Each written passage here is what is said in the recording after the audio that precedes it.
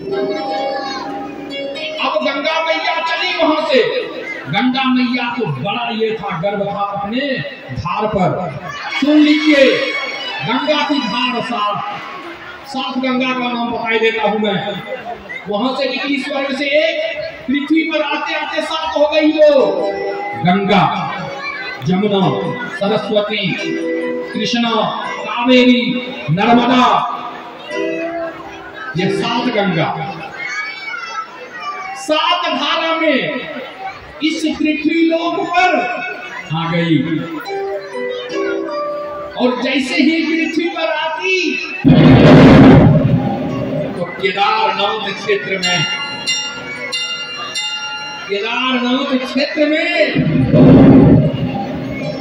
भोलेनाथ ने उनको अपने मस्तक पे धारण किया।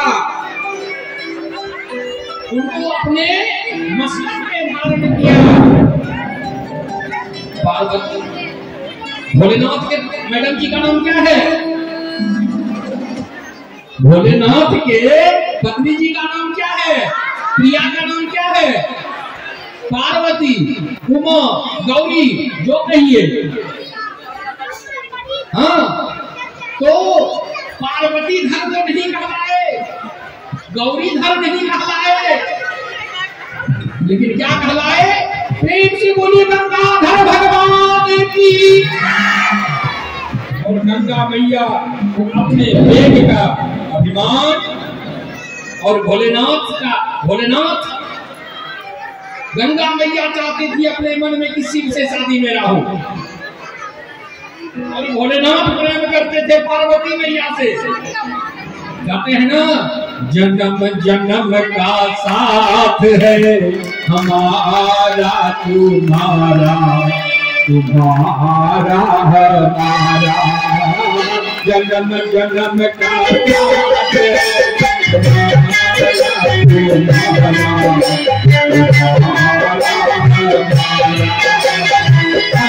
मिल के होते जो न मिले तुम्हारा।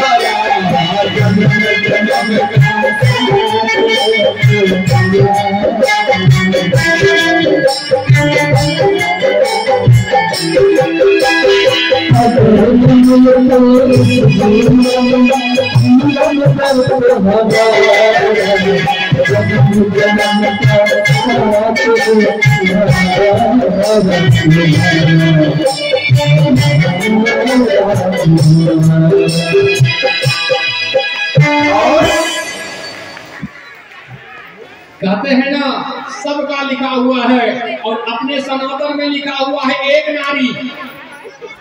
जो एक नारी जिनको है वो ब्रह्मचारी का रूप है, सुन लीजिए। और हिंदू समाज में, हमारे संस्कृति में एक जन्म के लिए नहीं बना जाता है, कई जन्मों का बन जाता है। और दूसरा धर्म जो होता है ना, 1 साल में शादी करता है, 2-4 वर्ष संग रहा, रिजेक्ट, डाइवर्ट। हाँ, जय जय सिया राम। लेकिन अपने हिंदू समाज में इस जन्म में तो नहीं छोड़ा जाता है, अगले जन्म के लिए भी घोषणा कर दिया जाता है, 7वां जन्म। अब गंगा मैया भोलेनाथ के जटा में, और भोलेनाथ ने क्या किया? गंगा मैया को अपने जटा में बांध लिया।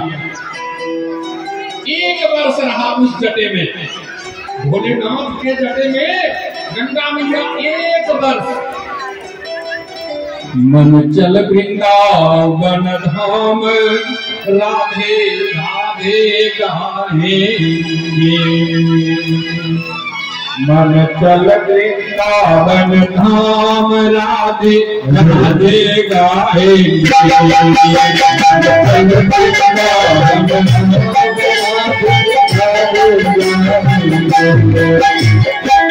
राधे गाएंगे, हम सब गाएंगे। राधे गाएंगे, हम सब गाएंगे। कल वृंदावन धाम, राधे राधे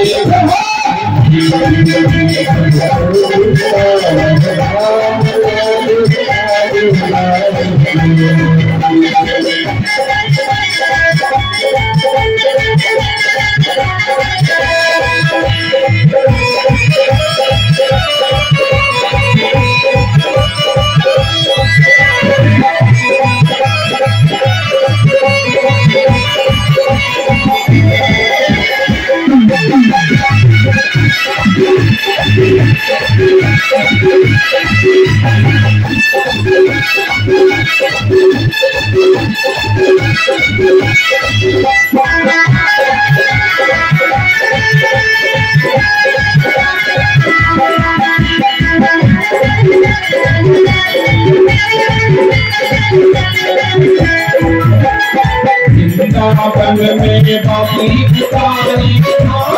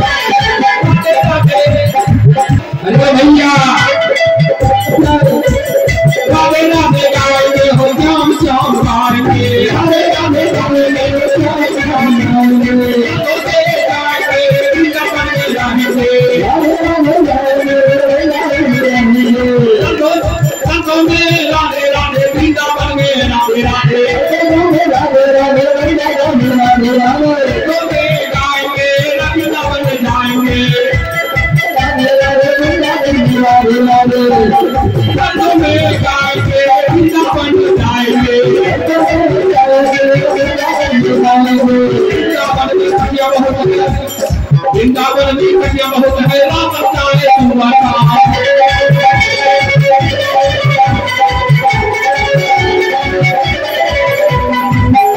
वृंदावन में मंदिर बहुत है पूजा करके पूजा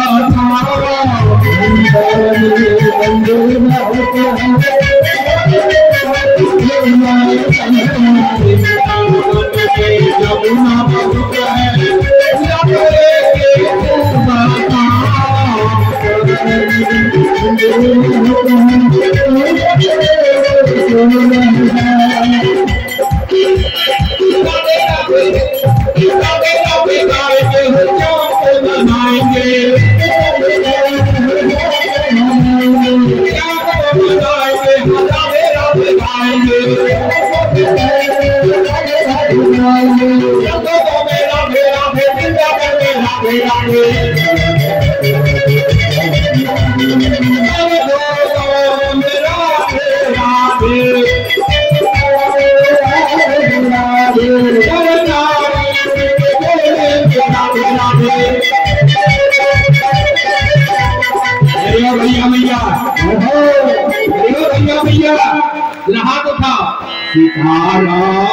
सीताराम सीताराम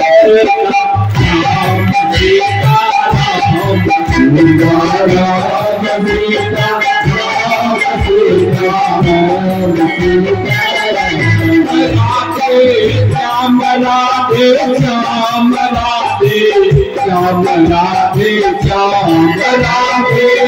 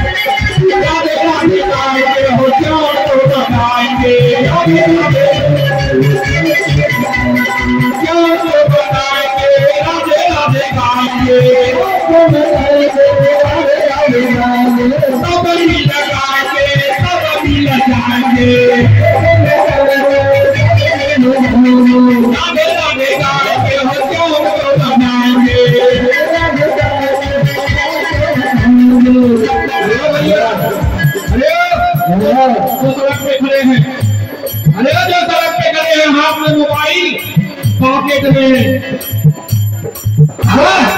मुख में एक बगल ऊंचा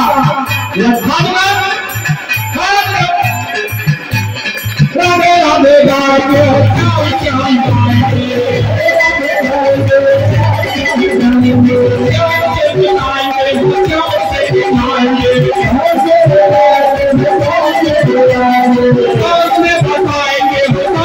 बताएंगे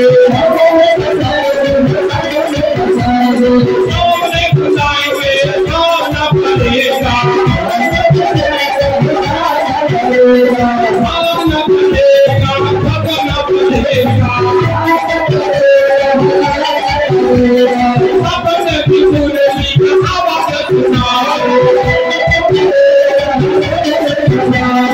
सबके घर के मोहन को सुनाना है,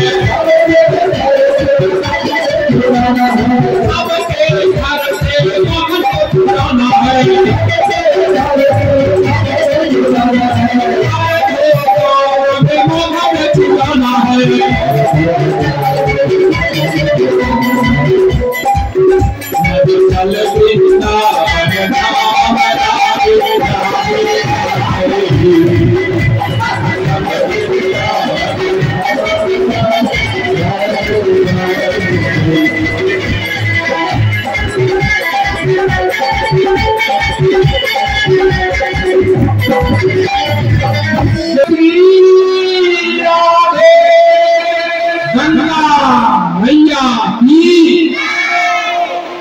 मैया को अपने भूल का एहसास हो जाता है और गंगा मैया छटपटाने लगती है।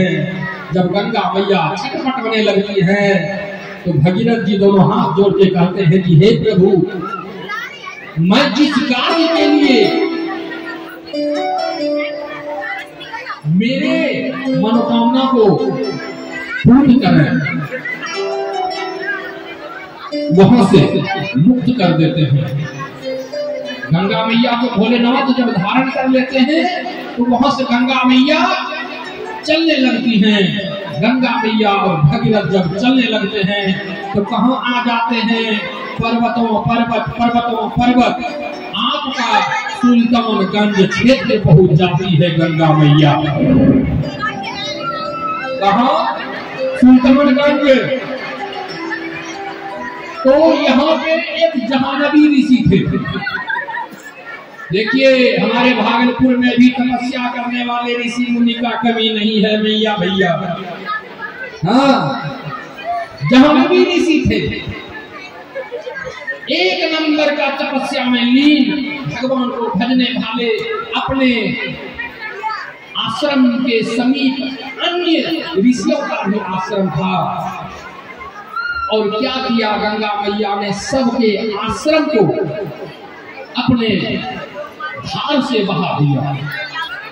जाह्नवी जी को गुस्सा आ गया। जाह्नवी जी को जब गुस्सा आ गया तो उन्होंने क्या किया जानते हैं? गंगा मैया के धार को मोड़ दिया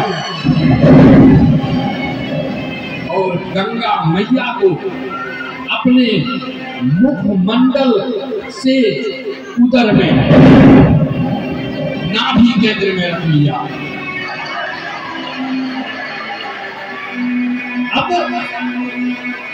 देखो कि हम किस भूमि में रहने वाले हैं।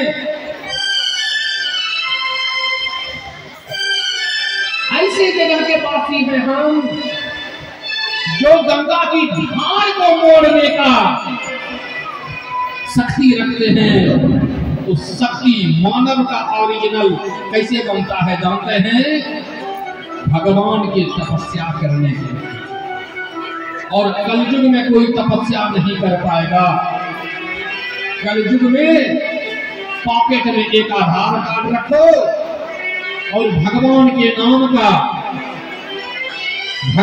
नाम का जप करो, वही आधार है, दूसरा कोई आधार नहीं है। और जब भगीरथ जी कि बहुत आरजू विनती प्रार्थना पर जाह्नवी जी ने क्या किया? गंगा जी को मुक्त कर देती हैं। हाँ, और गंगा जी को जब मुक्त कर देती हैं तो गंगा चलते चलते कहाँ मिल गई पता है ना? वही कपिल मुनि के आश्रम के पास सागर से मिल गई। इसीलिए वहां का नाम गंगा सागर हो गया था। और तब से आज तक गंगा हम लोगों को मुक्ति दे रही है। और हम उनको क्या कर रहे हैं? उनको दूर भगा रहे हैं। कौन कौन गंगा स्नान किए हैं आज तक में? ठीक ठीक ठीक रखिए हाथ नीचे।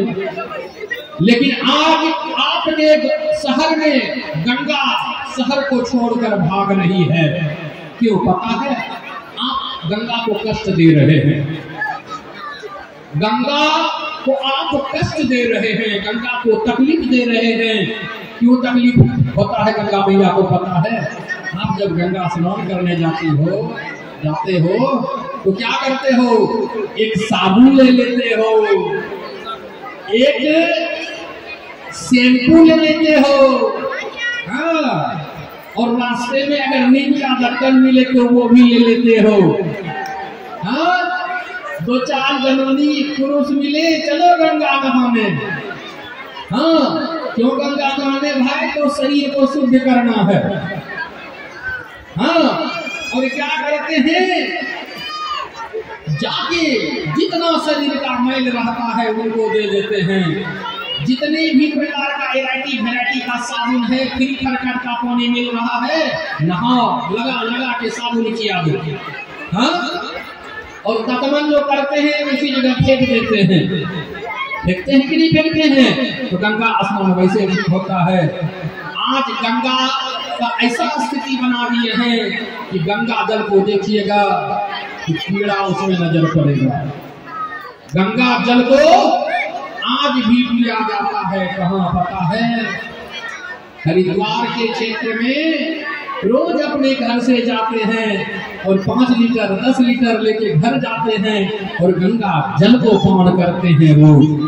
और आज हमारा भागलपुर ही नहीं, बहुत ऐसे शहर हैं जो गंगा स्नान नहीं हो पाता है। अब एक ही गंगा घाट भागलपुर में है स्नान करने के लिए, वो है बाबूपुर मोड़ के पास। लेकिन कुछ दिन में इस यही रवैया रहा हम कलजुगिया मानव का, तो गंगा मैया भागलपुर छोड़ देती। और कहते हैं ना, जब गंगा में बाढ़ आती है तो जिस तरफ धार जाता है वह तरफ बह जाता है। अभी भी सुनते हैं कि नहीं? बह गया। तो क्यों बह गया भैया? गंगा के तट को हम लोग कमजोर कर रहे हैं। गंगा के शरीर पर हम लोग खेती कर रहे हैं। क्या करना चाहिए?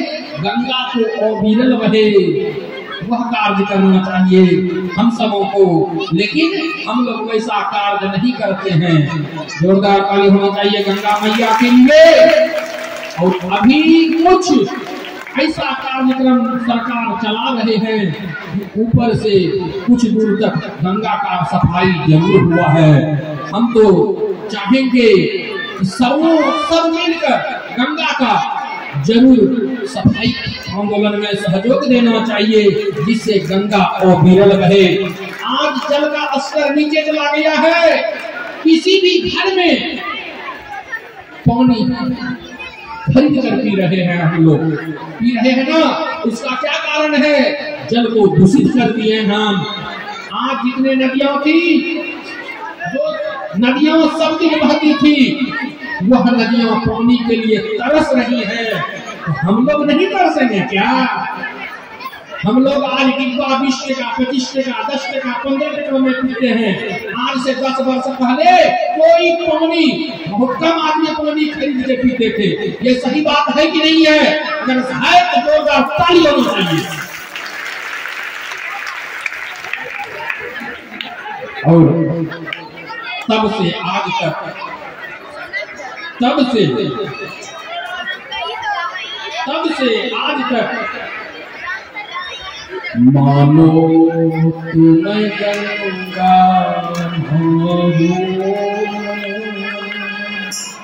न मानो तो बहता पानी। ये भजन में आप लोग साथ दीजिएगा सब मिलके, क्योंकि मेरा ही गंगा माँ नहीं है, आप लोगों का भी माँ है। मानो तुम्हें गंगा माँ हो, ना मानो तो बहता पानी।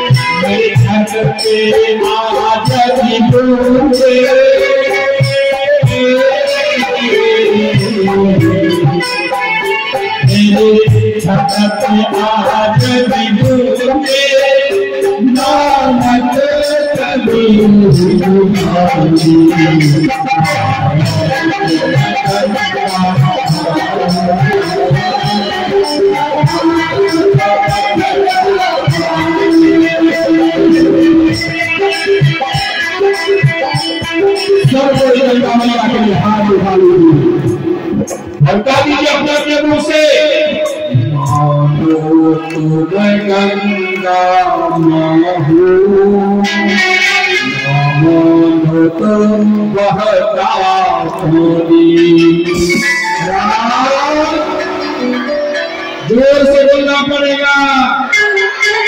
अरे भैया मैया सब मिलके बोलो। और अब जो हम लोग कथा में प्रवेश कर रहे हैं ना, कि पावन चरित्र को संक्षिप्त में कहा गया है। अयोध्या के राजा का नाम राजा दशरथ। राजा दशरथ उनका नाम एक रथ भी रह सकता था, पंचरथ भी रह सकता था, अष्टरथ भी रह सकता था, लेकिन ऐसा नहीं हुआ। दशरथ।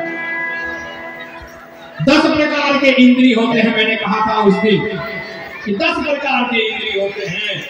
और राजा दशरथ तब नाम पड़ा जब उन्होंने 10 इंद्रियों को जीत लिया।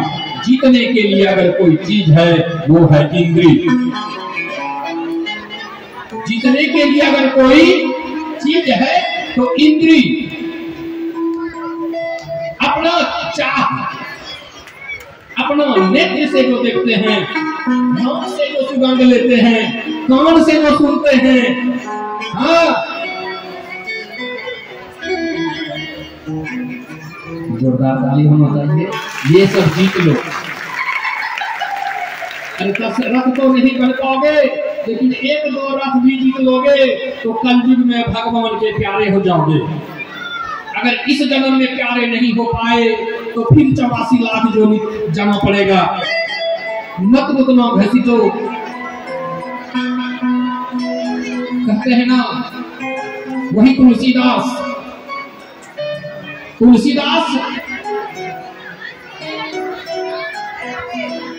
भगवान के परम भक्त में से आते हैं, महान हैं। पत्नी के चलते वो तुलसीदास बन गए, नहीं तो क्या थे वो? राम बोला। वो पहले उनका क्या नाम था? राम बोला सब कहते थे उनको। क्यों? जब जन्म हुआ तो उन्होंने राम ही बोला था। हम लोगों के यहाँ जन्म होता है तो क्या होता है? बच्चे रोते हैं, सब हंसते हैं। हाँ? बच्चे रोते हैं, सब हंसते हैं। तुलसीदास राम बोला था, इसलिए राम बोला, और पत्नी ने उन्हें तुलसीदास बना दिया। महाकवि कालिदास को किसने महान बना दिया? यही विज्ञान है। तो भाइयों, महान बनना अगर है तो स्त्री जाति का मान करो। जहां पे स्त्रियों की पूजा होती है ना, वहाँ देवता वास करते हैं। माता लोग कोई ताली नहीं बजाएंगे, पुरुष लोग ताली बजाएंगे केवल। आवाज नहीं है आपके ताली में। सबको एक एक रोटी दिलाएंगे, खिलाएंगे पिलाएंगे, तब सीताराम जी का विवाह करवाएंगे अभी। हाँ, और अब कुछ ही समय में सीताराम जी का विवाह होगा और उसके बाद केवल भगवान का जन्मोत्सव होगा।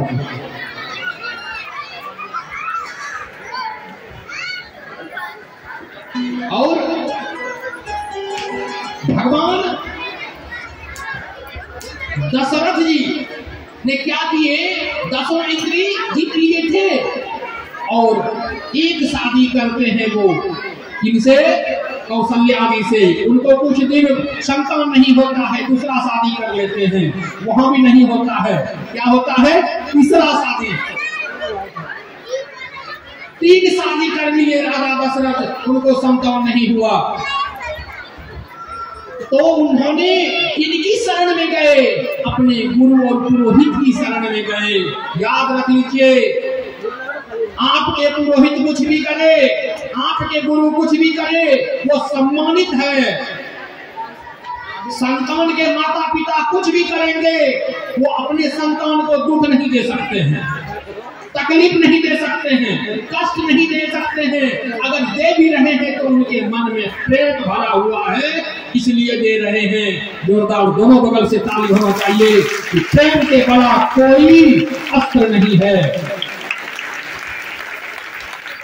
जिस प्रकार पति पत्नी से प्रेम करता है, जिस प्रकार माँ अपने बच्चों से प्यार करता है, जिस प्रकार माँ अपनी समस्त स्वजनों से प्यार करते हैं, भगवान को भी उसी तरह प्यार करना चाहिए। भगवान भी हम लोगों को उसी तरह प्यार करेंगे।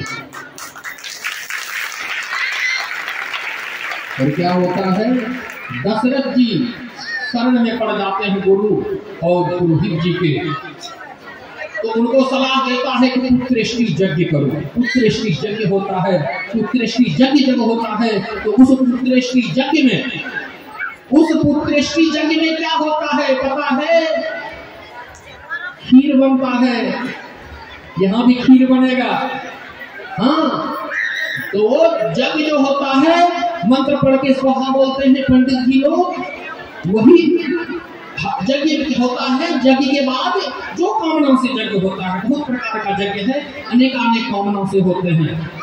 तो यज्ञ हुआ, पुत्रेष्टि यज्ञ का, खीर का प्रसाद तीनों रानियों को बांटा गया। एक दिन की बात है। एक बात जान जाइए, आशीर्वाद भी कभी श्राप बन जाता है और श्राप भी कभी आशीर्वाद बन जाता है। और क्या होता है, एक दिन राजा दशरथ शिकार खेलने के लिए गए हुए थे। जब शिकार खेलने के लिए गए हुए थे तो उसी समय की बात है, राजा जब शिकार खेलने के लिए गए थे तो उस समय श्रवण कुमार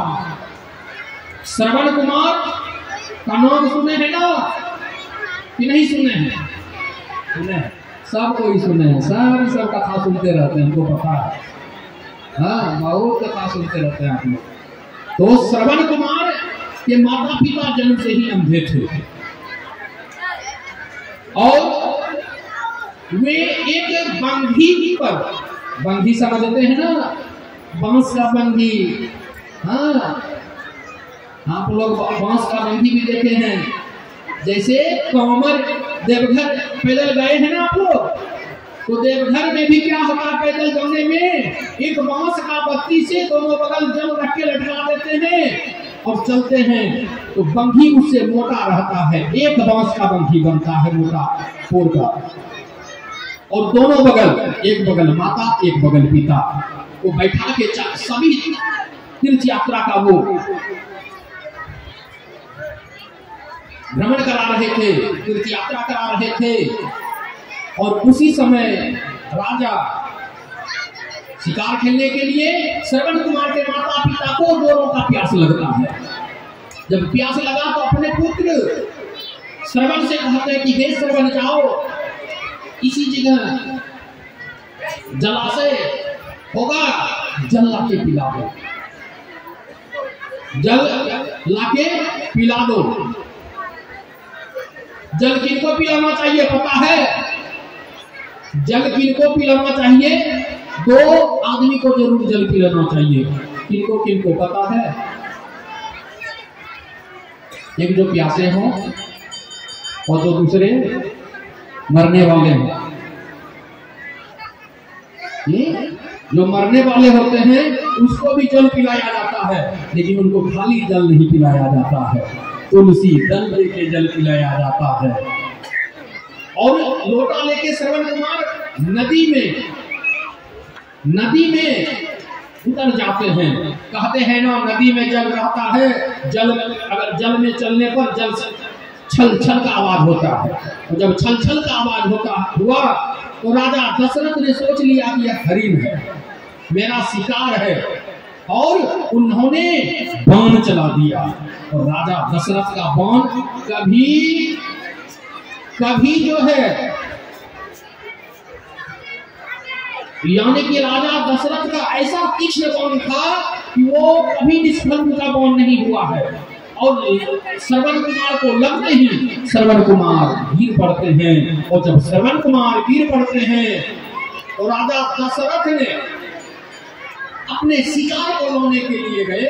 वहां देखते हैं श्रवण कुमार को गिरे हुए, और श्रवण कुमार को जब गिरते हुए देखे तो श्रवण कुमार के माथे को अपने जंघे पे रखकर राजा दशरथ उनसे पूछते हैं कि यह तो मुझसे बहुत बड़ा भूल हो गया। हाँ, यह तो बहुत बड़ा भूल हो गया। नहीं, अब जो होना था हो गया, आप राजा हो, जो भी हुआ उसके लिए कोई बात नहीं है। यह पात्र लो, यह आप मेरे माता पिता को जल पिला लो, क्योंकि वो बहुत प्यासे थे और वो उनका अंतिम वचन था, अंतिम वचन था। अब राजा सोच में पड़ जाते हैं कि अब इसको छोड़ के कैसे जाऊं। और तब तक क्या होता है, राजा दशरथ के जांघों पे श्रवण कुमार का निधन हो जाता है। भगवान के पास चले जाते हैं। राजा दशरथ लोटा लेकर उनके माता पिता को जल ग्रहण कराने के लिए आते हैं, और जब जल ग्रहण कराने के लिए आते हैं तो क्या होता है पता है? कहते हैं ना, एक शब्द है आहट, एक शब्द है आहट और दूसरा शब्द है चाहत। आहट और चाहत। तो श्रवण कुमार के माता पिता को आहट महसूस हो गया और चाहत। जब आपके संतान को कोई भी किसी भी प्रकार का कष्ट होगा तो इसका पता चल जाता है माता पिता को। माता पिता को इसका पता चल जाता है। क्यों पता चल जाता है?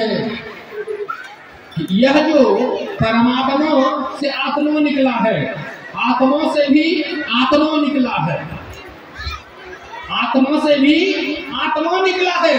पुत्र को क्या कहते हैं? पुत्र क्यों चाहिए हमारे जीवन में पता है?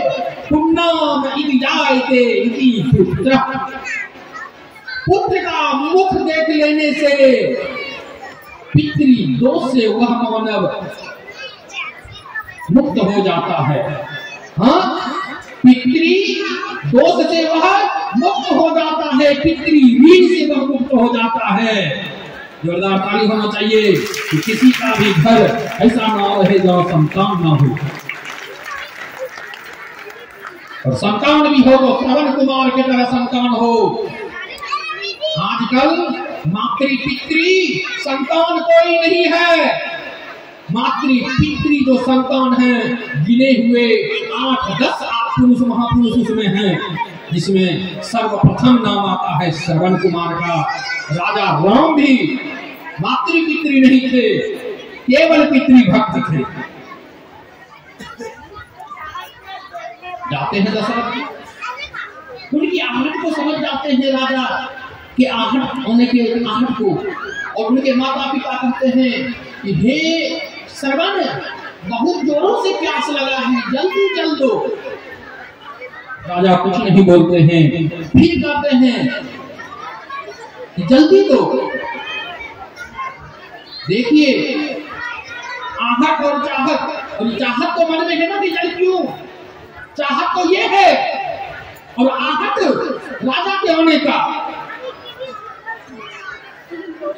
हाथ से जल, राजा दशरथ ने सोचा कि बिना बोले कोई उपाय नहीं है। राजा दशरथ बोल देते हैं, राजा दशरथ क्या बोल देते हैं कि हे बाबा यह जल आप ग्रहण करो। तो आप कौन? तो मैं राजा दशरथ। मेरा श्रवण कहाँ गया? पहले जल पी लो, उसके बाद मैं सारी कथा कह दूंगा, सारी बात आपको बता दूंगा। और कहते हैं कि मैं जल नहीं पीने वाला, मेरा तो मन कुछ और कह रहा है। बताओ राजा क्या हुआ? ऐसा ऐसा बात। और माता पिता दोनों रोने लगते हैं, माता पिता दोनों रोने लगते हैं। जब माता पिता रोने लगते हैं तो क्या होता है पता है? रोते रोते राजा दशरथ को श्राप दे देते हैं। क्या श्राप दे देते हैं कि हे राजा दशरथ, मैं जिस तरह आज पुत्र के वियोग में रो रोकर मृत्यु को प्राप्त हो रहा हूँ, ठीक एक दिन ऐसा आएगा तो अपने पुत्र के वियोग में घूट घूट कर मरोगे। और दोनों के प्राण चले जाते हैं एक साथ। जब एक साथ प्राण चले जाते हैं तो राजा दशरथ ने, सुन लीजिए, राजा दशरथ ने तीनों श्रवण कुमार उनके माता पिता का संस्कार कर्म किए हैं। और संस्कार कर्म करने के बाद राजा दशरथ ने सोचा कि मुझे तो पुत्र है ही नहीं, अगर इस श्राप से भी पुत्र हो जाता है तो मैं पुत्रवान हो कहलाऊंगा, ये पुत्रवान कहलाऊंगा। और क्या होता है, घर आते हैं, कुछ ही दिन के बाद उनके तीनों रानियों से, भगवान के अंशावतारों से राम लक्ष्मण भरत शत्रुघ्न अवतार ग्रहण करते हैं। अवतार जब ग्रहण करते हैं कुछ ही दिन में ठुमक चलत रामचंद्र बाजत रे पैजनिया, ठुमक चलत रामचंद्र। कहते हैं ना भगवान को भी कर्म करना पड़ा है। हम लोग क्या है, हम लोग तो छलांग लगा देते हैं कि कर्म करना ही नहीं है, लेकिन कर्म बिना कुछ नहीं है। और ना भगवान चारों धीरे धीरे बड़े होने लगते हैं। बड़े जब होने लगते हैं तो क्या होता है, विश्वामित्र जी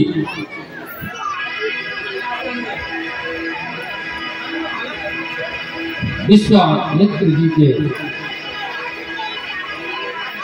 सहयोग से आश्रम पढ़ने के लिए चले जाते हैं। यज्ञोपवीत आदि संस्कार कर्म होता है। भगवान रामचंद्र जी पढ़ लिख के आ जाते हैं, और जब पढ़ लिख के आ जाते हैं तो राजा दशरथ खुश रहते हैं। पूरा अयोध्या नगरी राममय रहते हैं। सिया राममय सब जग जानी, करहु प्रणाम जोरी करवानी। हाँ, सबका पानी में क्या सिया राम। आप अयोध्या जाओगे ना, बोलने के पहले, कुछ करने के पहले राम राम बोलना पड़ता है। वृंदावन क्षेत्र घुसोगे, कुछ भी बोलने से पहले राधे राधे बोलना पड़ता है। एक बार बोल दो ना, भूख लग गया ना, सही बात, कथा जल्दी से कर देता हूँ। और क्या होता है, विश्वामित्र जी को निमंत्रण आता है। कहां से? जनक जी के यहाँ से जब निमंत्रण आता है, राजा जब जनक जी के यहाँ से जब निमंत्रण आता है तो विश्वामित्र कहते हैं ना कि भगवान का शक्ति कैसे बढ़ता है, जब बता देता हूं मैं। आप जो पूजा पाठ हवन आदि करते हैं उससे भगवान का शक्ति बढ़ता है, और वही शक्ति का फल भगवान आपको देते हैं। कैसे? बता देता हूँ। आप जो हवन करते हो ना, कोई भी पूजा होता है उसमें हवन होता है। हवन जो करते हो उसका धुआं आकाश में जाता है, वो बादल बनता है, और जब बादल बनता है तो वही बादल वर्षा होता है। एक साल वर्षा नहीं हुआ तो क्या हो गया, हम लोग हाय हाय कहने लगे, हाँ भगवान को कोसने लगे। और सही बात है, भगवान अगर नीचे रहते तो रोज उनको कितना डंडा लगता, कितना लाठी लगता, कितना मुक्का लगता, हाँ कितना जो है गोली खाना पड़ता, पता नहीं। इसीलिए भगवान लोगों ने अमृत पान कर लिया और कलयुग को यह कह दिया कि कलयुग में मेरा दर्शन नहीं होगा, कलयुग में मेरा दर्शन नहीं होगा। कलयुग केवल नाम आधारा, कलयुग केवल नाम आधारा, सुनाई सुनाई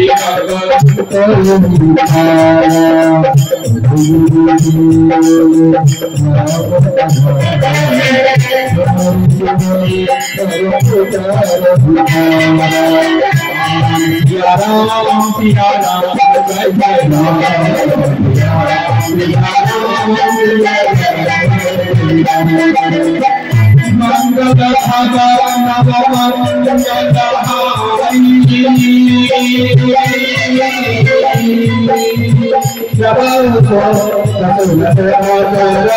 मंगल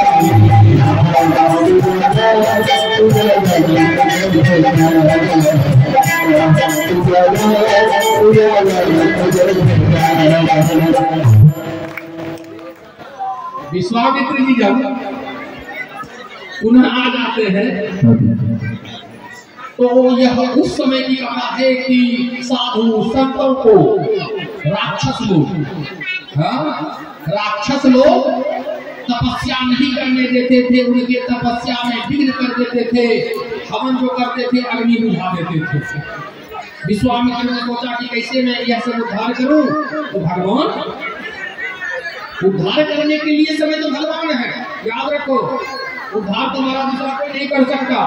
जब विश्वामित्र उतना शक्तिशाली का कोई नहीं अपने से नहीं कर पाते थे, भगवान को पकड़ा, तो हम लोगों को भी भगवान को ही पकड़ना पड़ेगा, भगवान को भी पकड़ना पड़ेगा। और विश्वामित्र जी कहते हैं कि हे राजा दशरथ जी, मुझे राम और लक्ष्मण चाहिए। हे प्रभु, अभी तो कुछ दिन पहले आप लाए थे पढ़ा लिखा के, अभी तुरंत थोड़ा दिन रहने दीजिए ना, उसके बाद ले जाइएगा। विश्वामित्र गुस्सा जाते हैं, उनकी आंखें लाल, भौहें टेढ़ी। राजा दशरथ समझ जाते हैं कि अरे भैया, आप लोगों को, मैया लोगों को कुछ आलस आ रहा है, जोर से बोलना पड़ेगा। और क्या होता है, विश्वामित्र जी जब गुस्सा जाते हैं, सब घूम जाते हैं, तो राजा दशरथ जी कहते हैं, हे प्रभु रुकिए रुकिए, आप गुस्सा न करें, राम और लक्ष्मण को ले जाइए। राम लक्ष्मण को लेके चल पड़ते हैं। अक्सर जाए ताड़ी का मान, अक्सर जाए ताड़ी का मान,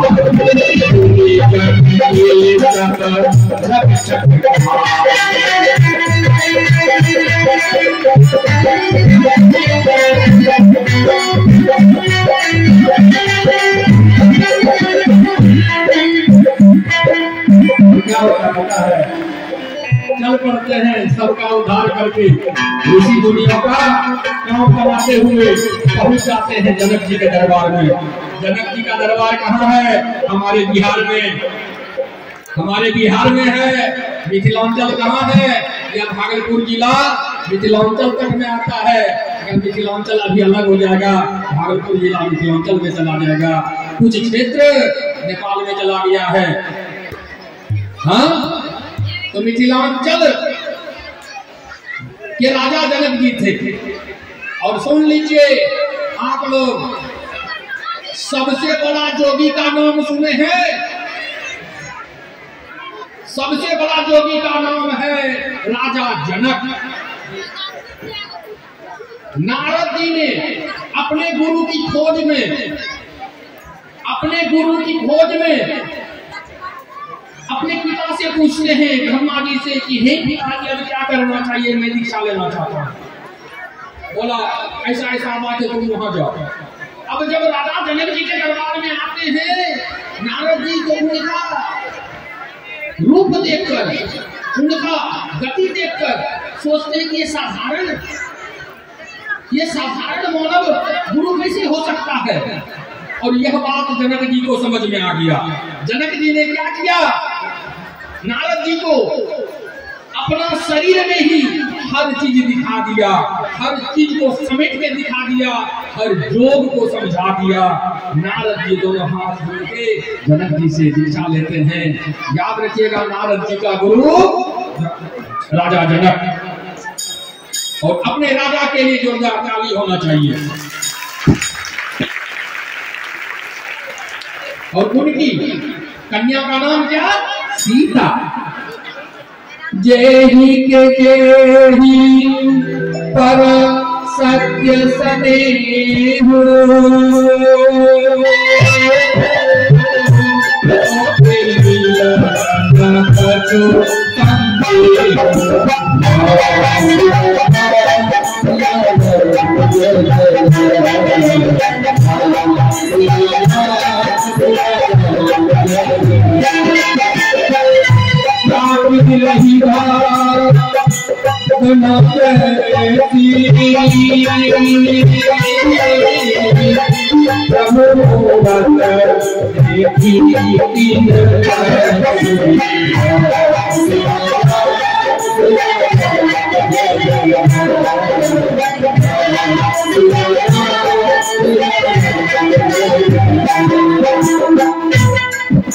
क्या होता है, राम लक्ष्मण पहुंच जाते हैं जनक जी के साथ, कहाँ, सॉरी इनके साथ, विश्वामित्र जी के साथ जनक जी के क्षेत्र में पहुंच जाते हैं, अर्थात अपना क्षेत्र में। और जब पहुंचते हैं ना, तो क्या होता है, फुलवारी में राम लक्ष्मण ने कहा कि हे गुरु जी, मुझे यहीं रहने दीजिए, आप जाइए दरबार में, मेरा दरबार में क्या काम है, आज कल उत्सव है, तो कल चलेंगे, कल चलेंगे। और राजा के सभा में पहुंच जाते हैं जनक जी, और राम लक्ष्मण जी उस दिन वहीं रहते हैं। दूसरे दिन की बात है, दूसरे दिन की बात है, राजा के वाटिका में, राजा के वाटिका में सीता मैया सहेली के साथ आती है, और राम और लक्ष्मण भी इधर से जाते हैं। सखी बोली सीता जी को, सुनो एक बात है, सखी बोली सीता जी को, सुनो एक बात है।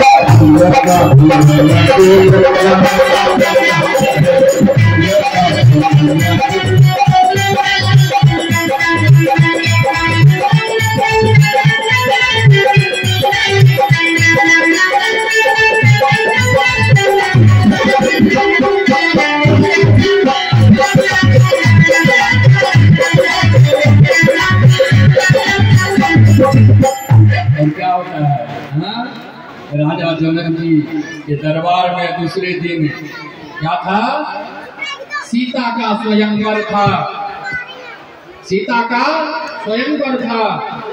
और स्वयंवर जब था, आज विशेष समय नहीं लूंगा क्योंकि समय ज्यादा जा रहा है।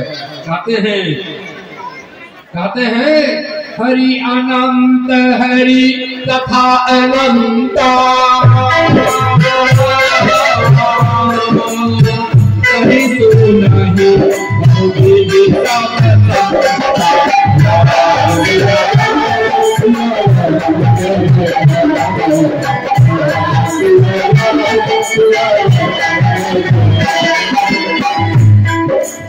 और जब दरबार लग जाते हैं ना, वहां पे पहुंचते हैं मारी, बाहु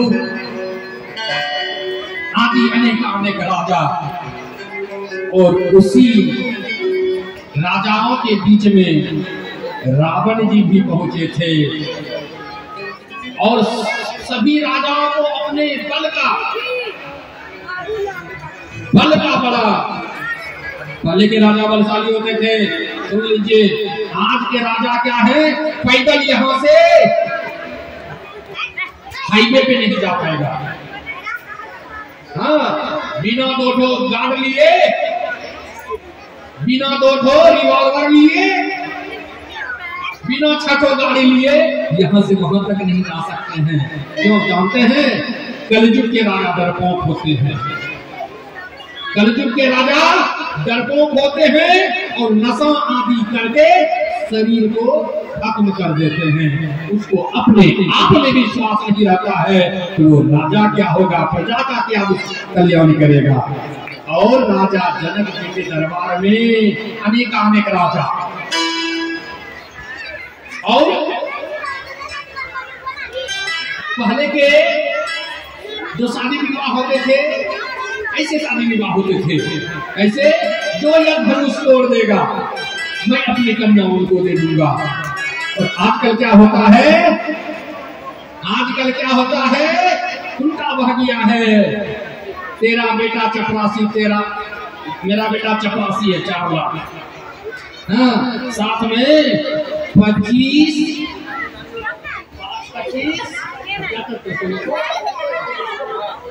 भर सोना, 50 भर चांदी, और एक तो जो है धक धक धक धक करने वाला 2 व्हीलर चाहिए। हाँ, अपाची हो, बुलेट हो। हाँ, और अगर उससे ऊपर में बेटा है 10 लाख, 10 लाख में 3 व्हीलर। हाँ, 3 व्हीलर। और अगर किसी का बेटा आईटन इंजीनियर है, कोई अफसर है, 35 लाख, 40 लाख। अरे कर कहाँ रखोगे टकाई, कर।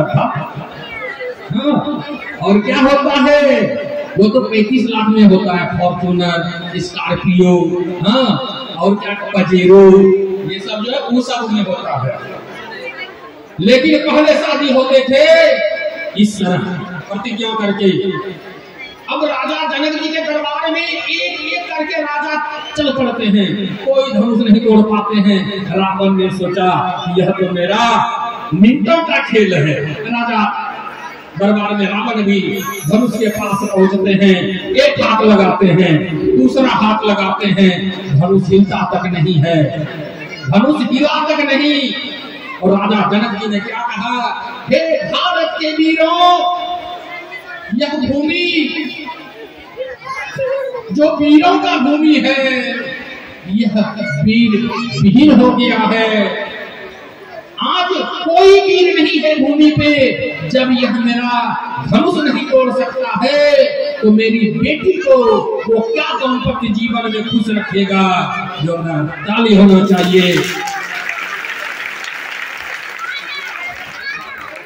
और लक्ष्मण जी शेषनाग के अवतार थे।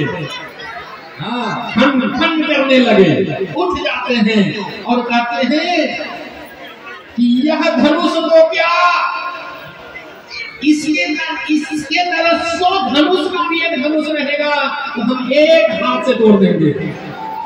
लेकिन अगर गुरु और भ्राता आशीर्वाद दे दे, कह दे, गुस्सा जाते हैं लक्ष्मण जी और रामचंद्र जी और गुरु के इशारे से बैठ जाते हैं।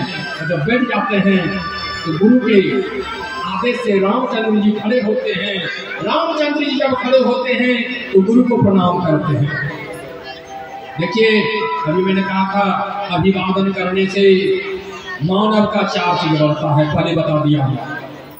प्रणाम करते हैं, जनक जी को हाथ जोड़ के प्रणाम करते हैं और एक बार मुस्कुराते हुए रामचंद्र जी सीता मैया की तरफ देखते हैं। सीता मैया भी मुस्कुरा रही हैं, हाथ में माला लिए।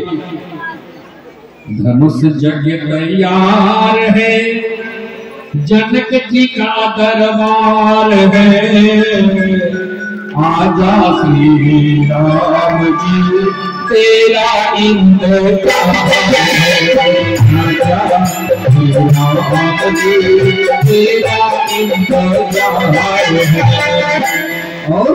रामचंद्र जी धनुष जी के पास पहुंच के, वह धनुष जो है किसका है पता है? शिव जी का धनुष। धनुष किसका? शिव जी का। अब शिव जी का धनुष के पास पहुंचते हैं रामचंद्र जी, उस धनुष को प्रणाम करते हैं। और जब प्रणाम करते हैं तो धनुष जैसे ही हमारे रामचंद्र जी का हाथ चला, छुआ, धनुष अपने आप टूट गया और टूट भी गया। प्रेम से बोलिए राजा रामचंद्र की।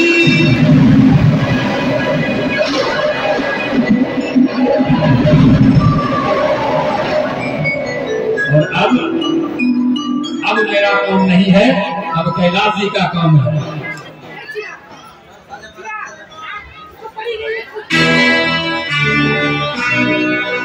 और अब कैलाश जी का काम है कि बारात कहाँ है,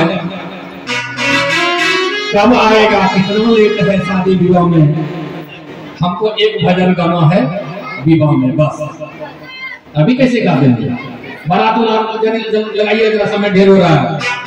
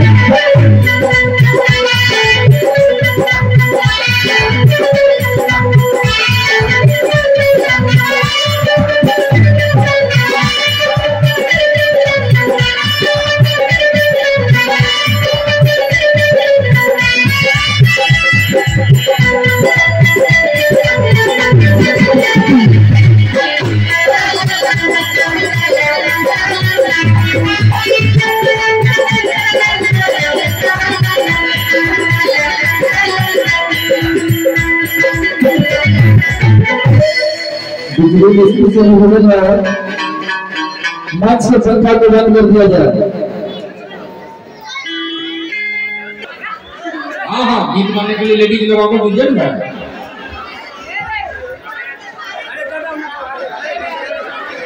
दो समझी जी का जैसा बढ़िया दो पाप बहुत समझी जी का जरा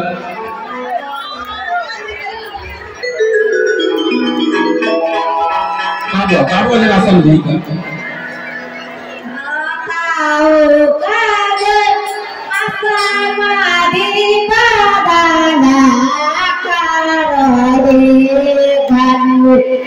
आगाले समदुना करहे गन आगाले समदुना सिराउ का पगिया आसमानी बादना करहे गन आगाले समदुना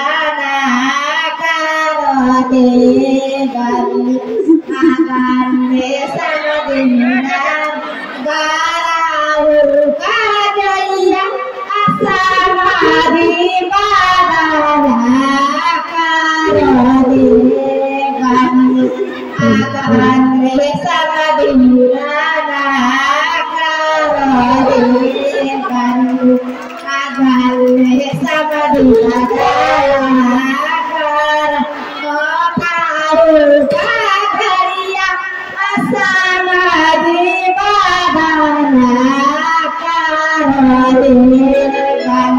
दोनों समधी धड़फड़िया मिले करे धड़फड़िया दोनों समधी धड़फड़िया मिले करे धड़फड़िया